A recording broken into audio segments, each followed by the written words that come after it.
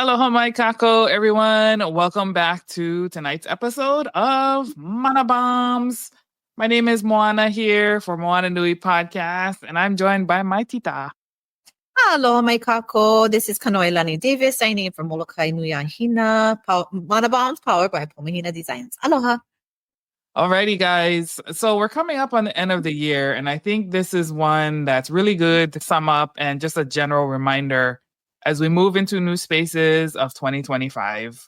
So today's Mana Bomb is we are drowning in information while starving for wisdom. Woohoo! I feel like a lot of my Mana Bombs have been, or may have, will touch a chord in some of what. That's what we're here for.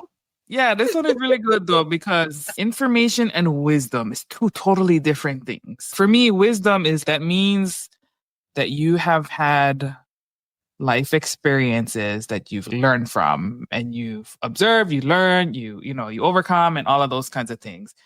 Information, especially in today's world, right, you can be doom scrolling forever with tons of information. People just throwing any kind of shit at you. But the downside of social media and technology and all of that is that it's good in one way. It gives people a voice. But on the other side, it gives people a voice, and some people really shouldn't be talking. Because you can get lost. Like there's this misinformation, disinformation, like not everybody has good things to say. So I just wanted to kind of throw that out there for consideration before we like dive deep into that. So one thing I will share is everything that I share, I've either gone through and overcome, not going through and trying to figure it out. Because sometimes we shouldn't. So it's good to talk about it as you go through the process, but when you're trying to advocate it on a different level, it's better to have gone through it. Yeah. And that's not to say that you've already, life is finished for you, because it's not. But let me just go ahead and dive into my Mana Bomb. So while we should always seek to understand, we also need to find balance. Not all things need to be understood. Semantics. And not all things understood matter. The world is filled with their own personal why and perspective. Again, what I'm sharing here is my perspective. It don't have to be your perspective, but it is based off of my own experiences, what I've witnessed in myself first. Making it make sense to then convince yourself of the why may have you spinning in the endless whirlpool, and before you know it, life experience and true wisdom has passed you by. Oh, did I not just talk about that in our last Mana Bomb before we closed out? The spilled milk metaphor. On the other hand, academia has really messed with people's heads, thinking their studies, research is the know-all, tell-all. It gave them authority over others, where in some cases that could potentially be correct to an extent. In many, what's in the head is not more powerful than what has been in the experience, on top of the ever-changing information, answers, and whys of discovery. I'll explain a little bit more about that in a sec. I say this because of the colonizing of our minds that becomes more contagious and infectious, leaving cultures and people either misinformed to be later suppressed mentally and emotionally, whereas the simple listenings to one's experience in the form of story and life lessons are just, if not more valuable. The wisdom versus the educated. We seek to be the free minds of our kupuna, the wisdom of life's lessons through their own personal experiences. That might have been a lot in one gulp, but let me break it down a little bit. The academia piece is important because what I've realized is those who are in these very Western professional models, right? Yes. Hey, if you were a doctor and you went 20 years to go get your PhD and then go and be able to have surgery, that you not only had to study it, I'm pretty darn sure you had to go practice it before you became it. So that's a little different from the researcher who decides that they're going to go into research all these things. I'm going to speak specifically around our Native Hawaiian culture because I see this a lot in our communities. It's so ugly. And it's like the researcher will go in, and that could be a professional researcher or just a general person who has a passion for something. And they'll go in and they'll go through all the newspapers, and they'll all go through all of the historians, and they'll go through all of those things and listen to other people's stories to then come to a conclusion of what is what. Never having to live it. Everything that they received is indirect. But if they're in academia, they have the authority and the privilege, actually, to be able to say this is this and that is that. And in a lot of cases, and beautifully in a lot of cases, a lot of the Kanaka who can understand the difference between the two will first then practice what they research to see if what they're researching makes sense or if it's real. And those you can appreciate. Yeah, you have those who actually do the work. They'll find the information, see if that's right by doing and tinkering with it through their own practice, their own failures and successes, and then be able to share that. And that takes time. That's not, I'm going to read the story today, next weekend I'm going to try do them, and then I have you to answer. No, that's a lifelong thing. And then you have the ones who are just indirect. And I share this, obviously projecting. I share this because, a lot of the things I know happen to be genealogical. So it's something that's hereditary, that's within my family. It's not in books. It's not out there. There's information that's literally, which I didn't know until I got older, that it just stayed within our family. And so when I bring up these topics with particular practitioners of the same practice, I remember just being ridiculed and being like, that's not real, that's not true. And I then would question my own entire life, my entire being. And when my grandfather was alive, I even questioned him. And he looked at me with a lot of patience and a lot of grace. And he was like, do you believe them? And I looked at him like, obviously. I mean, I wasn't going to tell him that, but I was like, is it real, Grandpa? Everything you're teaching me, is it real? Did you learn this indirectly in teaching me? And I lucky enough again backhand at that point, and because he was already in his wisdom time, he just was like, "You're gonna learn your own lesson." And he goes, "You have to figure out what is real."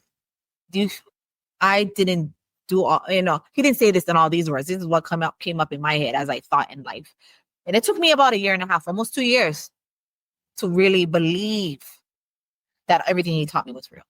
2.5 years or 1.5 years. So it's a lot. So it's not a switch. I don't feel like if it's a switch for you, check yourself. You be switching up and down all day long, every day, and that's why you're confused. So give yourself time. That's why moananuipodcast is important. And that's what he was teaching me. And he, in the questioning of who I was and what I was taught for all those months and over 1 year, almost 2 years, I learned, oh no, why did I even question it? It should have never been questioned. Because ironically, again, I love that word, irony. All those people who said, you're not this, you're not that, you're not this. Ooh, funny how they're using the same terminology, the same practices. And why? Because I stuck to my ground and I carried on the kuleana of my kupuna, the kuleana that was given to me with aloha. And I didn't ask for it. Don't think it's a burden, but they needed to test me to see if I was strong enough to withstand all storms, all chaos, without moving and budging. And they needed to see that in me, even from the most elite, quote unquote, elitists of our society in the realm of our Kanaka. And in my observations, was able to see a lot. And I still have aloha for a lot of people. It doesn't bother me here or there. Those projections are gone. But I needed to share that because I wanted those who perhaps are in the same shoes I'm in, which I'm finding is a very rare space. Usually the ones who are in my shoes are older than me. So I was very fortunate, but they did question a lot of their life and I watched them question it, And so one of those things is wisdom and is gained, it's not even when you don't even expect it. Whereas a lot of this other stuff we're chasing, we're looking, we're searching. And so when we are biased in the things that we look for and perhaps only have certain perspectives because we haven't lived our life, Those are the things that define us. That's why they tell you, know who your author is. Know their background. Know who your researcher is. Know their background. Because they're defining things based off of only what they know. They cannot know what they don't. So how they look at the world is only based on their own personal experiences. And if they haven't had enough, then it's not broad enough to even be fact. That was that. No, I think you make a good point in terms of like the academics, because I have seen that too. Like a lot of people who have researched or, whatever, and they just like, okay, but have you verified, trust but verify kind of thing. And especially like being in a space, living here on the continent, and I often get asked by people like, what are good books, for example, Hawaiian culture, what are good books that, you should learn? I say, well, honestly, like a lot of the good sources, you're not even going to be able to find it, because very much like you, like what you learn from your papa, the stuff that is authentic, it's not something that people are going to publish, because publishers only going to publish what make them money. You know what I mean? Or what has that very Western, like capitalistic greed approach, right? And so what they think is going to be consumable by the masses, not really what is true and what is correct. And so I often say too, be careful of the author, like know who they are, what is their how in terms of the topic, who was their teachers, where did they learn it from? Are they just projecting things that they think they've learned, or have they lived and immersed into the topic that they're talking about? And I've often, because I also operate in these other spaces where I'm kind of viewed as like a cultural consultant, I hear a lot of ideas and things that they want to do, and I'm just like, that's not how we would do it. Though, oh, what about this? It's not our worldview. Here is what we would. And they're like, oh, I wouldn't even think about that. I'm like, yeah, because you don't, you have to be immersed into a topic, whether it's Hawaiian culture, pick a topic, like you really have to have that experience in order to speak authoritatively about that. So yeah, I know I had a point, but I kind of was going off on a tangent a little bit. Small kind, sorry. Yeah. Yeah, no, there is a good side though. I will share with this. Remember, experience is what creates the wisdom and the intelligence that we need. Mm-hmm. If we keep saying things, this is the irony again. That famous word is. So this is how I would advise my daughters: just go read. Yeah, know who your author is. It doesn't mean don't read what they said. Right. It just helps you understand what you're reading. Mm-hmm. And go read all the books. And I cannot define who is the best person to talk about whatever subject, because I'm not that person. And honestly, it's like one of those things too, is if none of your business, don't be maha'oi. If it's not in my realm, I'm not gonna go look for it. If it is in my realm, I'll take glances at it. And then, but I would push people to read books and read and research. And so I'm not saying don't read them. I'm saying be aware of what reading. Yeah. Mm-hmm. And don't take everything as the Bible. Yes. Really just to good, about that. But then when I say don't take everything as a Bible, don't also go preach it. Right. Don't preach it, because you can look like a fool, one, or you could be super off, and now you're perpetuating lies for the comfort of your ego. And so sometimes it's good to say no. So like in my spaces, when I get asked to do these quote unquote cultural consultant or whatever things, I actually talk to my kupuna first. And I'm like, actually go ask uncle this and go ask auntie this first before you come to me. And a lot of the times they'll just be like, no, tell Kanoe do it. That's when I'll do it. But for the most part, I'll always go to the first. Because who am I? It's very humbling. Yeah, it's very humbling. And, because when we drown ourselves with information, too much information, thinking we know it all, it is drowning. You again, the semantics. You're so focused on the why and the what and this information. I gotta know this. I gotta know that. Life is like this. You miss when Kupuna said, "Oh, come, baby, we go learn how to weave." Oh no, I gotta go look at this. I gotta go read this. I gotta go do this. Da da da da da. Oh, baby, come. We're gonna go up the mountain. Go do this. We're gonna clean the stones. No, I gotta do this. Funny how we gonna put effort in reading the book and studying it. But when given the opportunity to go clean one spot, go learn how to go clean and gather lao, you turn those down. We are so used to having an indirect way of experiences that's why people don't know who they are. And I watch people, I listen. They'll watch a movie, they'll read a book, they'll listen to their friends' stories. And it's funny because they tell the stories as if it was theirs. They live the life like it was their life. And I'm like, that never even happened to you. Oh, I catch them. That's why people know they be around me. I'll call you out because I'm like, you wasn't even there. You know what I mean? Wait, didn't that come from this story? It's very indirect, but we live in this very made up world. No more reality anymore. So you talk about AI. AI is creating that even worse for us. But at the end of the day, you don't do your own work. Somebody else is doing it for you. And while they're doing it for you, they're also manipulating to control you. Yeah. I kind of figure that out. Yeah. Yeah. Definitely. Yeah. So, I mean, if we already drowning in information, and to your point on AI, that's to me, that's the thing that worries me. I'm like, oh my God.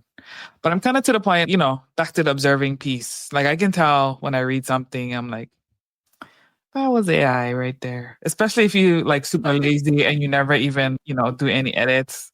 I'm just like, oh, that was entirely AI.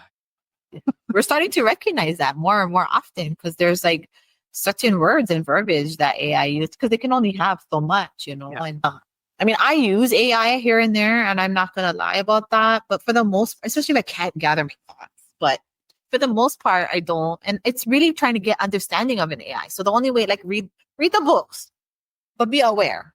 And that's where I'm at. This is a new world for me. So I'm like, go and play with the AI. So I understand. And I'm the kind of person too that's why probably I have a lot more experiences than people actually know about because I don't say no, I just go. And because if I go, even if I don't go or it's not my space to go, I go. So I learn. And then now I can share that experience so I better understand others because of the work I do. So I like to think it's okay. Now I'll use an example. One friend who was very much into dating apps, right? Like super consumed by it, like almost kind of look toxic type, But I did hard for me to be like, you know what, shouldn't be doing that. You shouldn't. I hate that word, shouldn't. Like you shouldn't do this. You shouldn't do that. How am I going to say something when I don't even know anything about it? So what did I do? I jumped on with her, and I went in, and I went to go be a part of that world with her. Not the dating part, and not like that kind of action, but like in the apps and stuff. Because there was other things. I thought it was just like other like. My naughty brain was thinking it was one thing, but it was really this innocent side of this other thing. And so going in, I stayed in for a few months and then realized, yeah, this definitely is not for me. But then I also could better understand her. Yeah. Her needs and what she is seeing and that helped me better kind of be aware because I knew there's going to be a point, where there's either, but so but she could handle her own. But at the end of the day, I think that was a good example of let it be a direct experience and not an indirect experience. And even my Pulau Hala small businesses on Molokai who are now all thriving, who came through here, majority of them listened to quote unquote what they said was their trusted resources who would tell them, no, you shouldn't do Mary Monarch. No, you shouldn't go off island. No, you shouldn't do this. You shouldn't that. And I would say things like, have they ever owned a business? No. Have they ever gone to Mary Monarch and sold? No. So why again you listening to them as if they know? Oh, because they're your trusted source. I think you better reevaluate your trusted sources because they're probably manipulating you with their own personal fears. And then boom, you see people, once they figured that out and what I had shared with them, their whole life changed. Yeah. Yeah, it's amazing when you start to observe. No, yeah, for sure. I mean, and it's not like you got to stop listening to them at all, but just don't listen to them for business stuff because people who have not operated a business cannot even begin to imagine what it's like to operate a business. But I see this happening a lot though. Like people listen to folks who have no expertise within the, business. And like you said, like it really is their own insecurities. I'm sorry, insecurities. And as well, I don't know. I see it a lot with people, and I'm like, no, but you should like listen to the people who have done it. They can talk to you about some of the challenges, like kind of things to expect, help you go in with eyes open. They're not going to solve all your problems because every business is different, but they can kind of help you understand the things that you should be ready to anticipate and need to decide for yourself as you're kind of jumping into the pool. But yeah, so I'm so glad that, you have that, that cohort that you malama and, hearing some of their stories, back when we did a couple interviews with them. We should probably do some updates on that one though, to see, talk about more of the businesses. But yeah, I kind of call that consider your source. Whatever it is that you're seeking advice on, consider who is the source. Why do you, what makes them the expert? But again, I know you can be like, Moana, semantics, but but no, I think it's important for you That's to not know semantics. like That's who you called taking observing. advice from. Yeah. Do your homework. Doing your homework is not semantics. Not cleaning up the spilled milk and figuring out why it's there. That's semantics. I think part of this is also, going back into reading books and who's your source, learning from people. So, I think one of the biggest things, again, just go. You can figure it out. Eventually you'll figure it out. So we don't stop anybody from doing anything because that's us interfering into their own lessons. Yeah. Learning. Unfortunately, those are the people probably too that are giving advice outwardly. And just because you did it once or twice doesn't make you don't go talk about it. I always say you need a minimum 3 times or 3 times to kilo something or 3 years or 3 decades in order minimum before you can even talk about it. Because you're not going to get the answer off of 1 or 2 times. You're going to have to see like you said, the sum of it all. And then I think one of the things too is in that work, you have to allow people to learn their own lessons. Yeah. You can only provide tools, and learn their own lessons. And like I was telling you earlier, it's hard because I don't like the word should, because it comes from a very potential space. Like you should do this and you should do that. And it's like, no, give people choices. Yeah. It's kind of maka in a way, And I gotta catch myself when I do that. Well, you should be doing it. Okay, wait, should they? How can I reword that? I think I hear that a lot, and I'm not from you, just in general. And I think, oh, you should go to the store today, or you should do this, and you should go buy this $3,000 machine. It's like that person better back you up when you know more money, and you could have right because they said you should. It shouldn't be like that, and that's. I think it's about giving tools. I use this one, maybe perhaps this could be something that you want to try, or, there's this option. So giving people options and giving them their choices is more important than to take it on, because I think people, one, feel obligated, and two, if they think you're a trusted person and you are a trusted person, are you being honest with them, or are you the manipulator? What role do you play in their success and their demise? And if it's hopefully giving them the tools so they can figure it out, that's probably better and more important, even if they fail. There was a lesson learned. I mean, there's always going to be a lesson learned, no matter what. It's a short lesson or a long lesson. So many lessons.